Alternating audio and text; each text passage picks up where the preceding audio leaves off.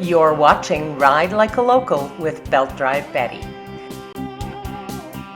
Welcome back to another episode of Ride Like a Local. Rain, sleet, nor snow will keep us away from the Edgerton Fire and Wheels rally.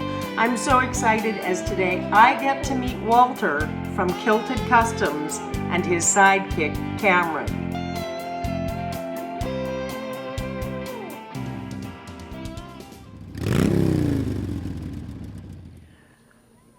I'm being joined at this moment by a character named Gary. Now, I say he's a character because he's the fire chief of Chauvin, and anybody who comes from Chauvin has to be a little bit left to center. So, let's talk about your involvement with Fire and Wheels. Involvement in Fire and Wheels. 2012, I think we first got started with Fire and Wheels. Great organization, great bunch of guys bringing lots of assistance to us for fundraising for our needs of our department, not our wants. Wants and needs different things.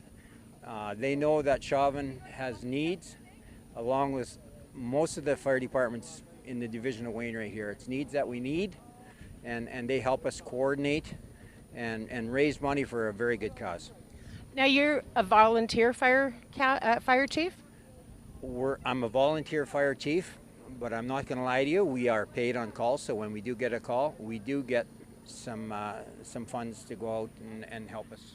Folks, the funds are like $15 an hour if they're lucky, so don't let him try to downplay the volunteer part, because the rest of it, yes, you get paid a little bit when you go out on call, but to keep your skills up, to your bunker gear, all of the different needs that you have to be a really good fire person, those are all on you. They are. It's up to me. They give me the position of a fire chief for a particular reason, is to look after my volunteers. And I need to follow all the NFPA guidelines and to keep, if I can say it, to keep my ass out of the water. Because it's up to me to make sure that everybody is safe, everybody is trained to what we provide for services from our department and so on. So it's very important for me to have our needs, and our needs, a lot of our needs come from our MD, which really help us out to make sure that we are in compliance with NFPA standards.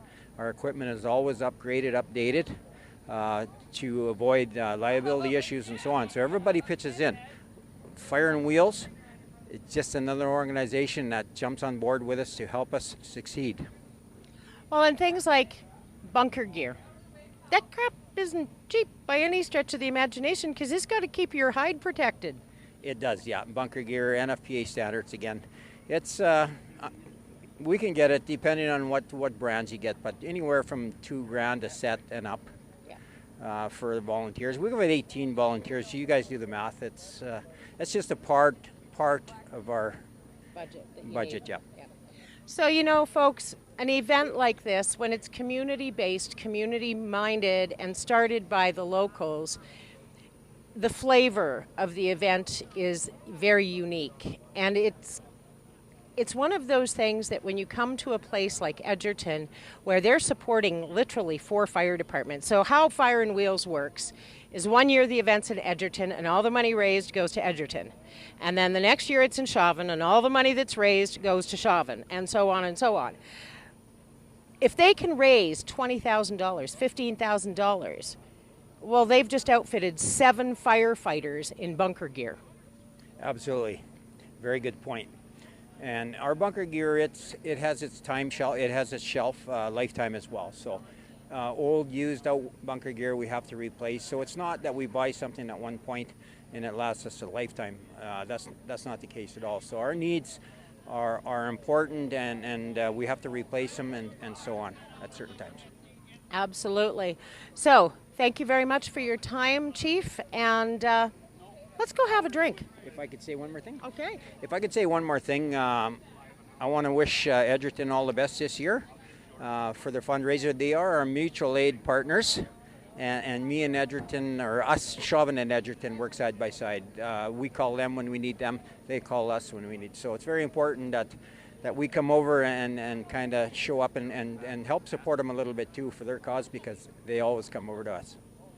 Thank you. Awesome. Thank you. Lacombe, Alberta, runner-up community in Canada's most rider-friendly community contest.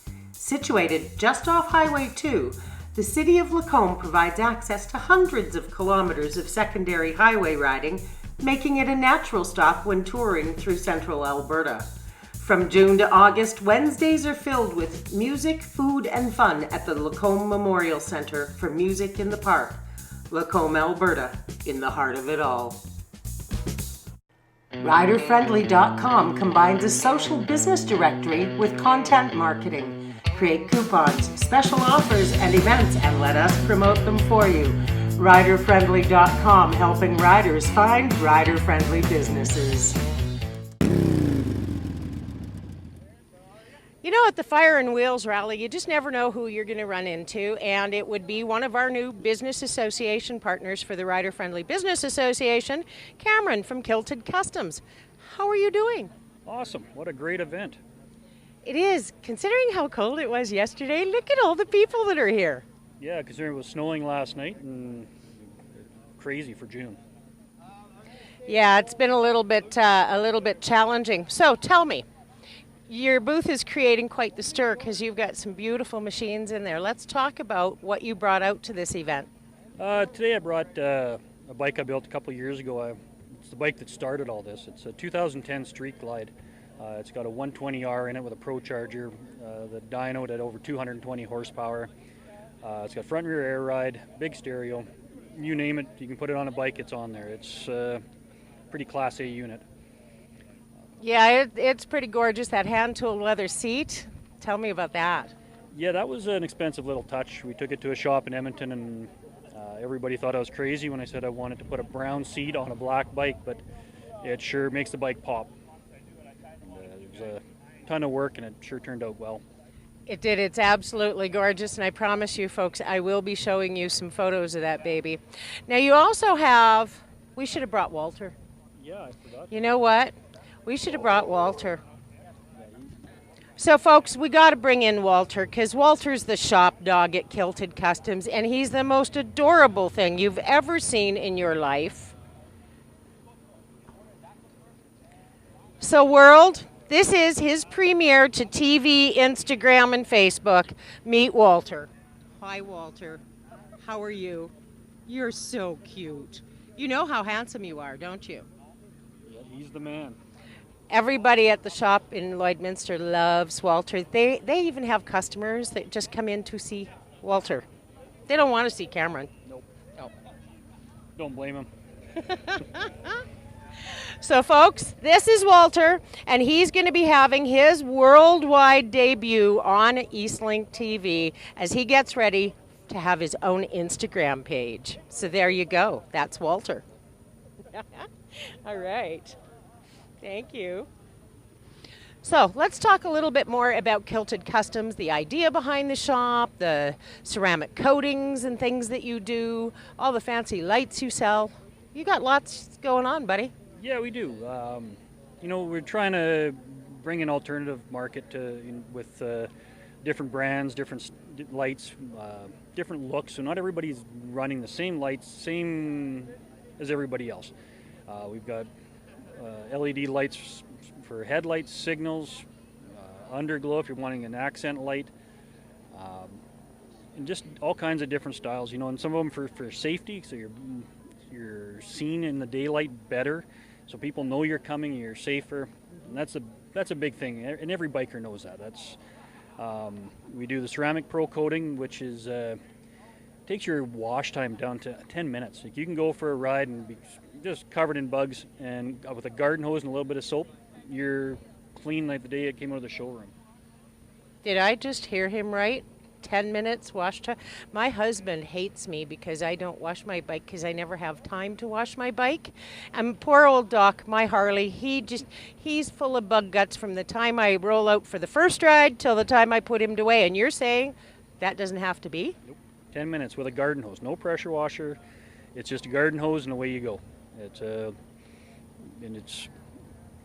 whole bike is coated. Like when I do a bike, I do the engine, all the chrome, the windshield, the seat, the paint, everything. If I can get my hand in there to coat it, I'll coat it for you. And it keeps the bike looking like the day it rolled out of the showroom, or better. And what's something like that start at?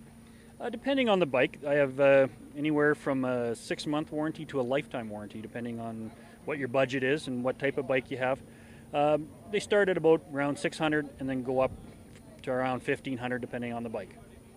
So that's very similar to like the 3M paint protectant or any of those kinds of things value-wise, but you're saying it lasts longer? Yes, it can, up to a lifetime, and it works with the 3M. Because everybody knows 3M's a great product. Oh, I love that stuff. But Yep. it's very hard to keep clean. Once the bugs get on, especially if you're riding in the heat, they bake in there, and that's all you see after that. This can be put right over top of that film, and you'd never even know it was there. Well, see, now that I find very interesting because when you look at that and the rock chips and all of that stuff, so you can prevent that with the 3M, and then if the surround, so for about $2,500, you could just about protect your baby for a minimum of 10 years and wash it. Holy cow, could you say the money you could save just in time of not having to wash? Absolutely. That's, you're not spending the money at the car wash, just average $10, $20 to wash a bike or a vehicle at the car wash. Now you're doing it in minutes. Like, it's no time, and then you're back riding. You don't have to worry about trying to get those bugs off right away because, oh no, they're going to bake into my paint and they're going to destroy my paint, and now I got to repaint my bike because these bugs have destroyed it, and it's a pretty incredible product. Well, folks, that might be something that you want to check out in Canada's most rider-friendly community from the 2017 riding season, Lloydminster, Alberta. Stop in, see Cameron over at Kilted Customs. I'm sure he'd love to say hi. Hafford, Saskatchewan, Canada's most rider-friendly community from the 2018 riding season. Located between North Battleford and Prince Albert and not far from Saskatoon, it's the perfect day ride destination. With welcoming folks and great small businesses, Hafford has everything you could need while out for a motorcycle ride. Hafford, Saskatchewan, Canada's most rider-friendly community, 2018. Where commerce and community meet. The staff at Community Futures, Grand Prairie and region love helping entrepreneurs, young and old, succeed in their goals. What can we do to help you reach yours?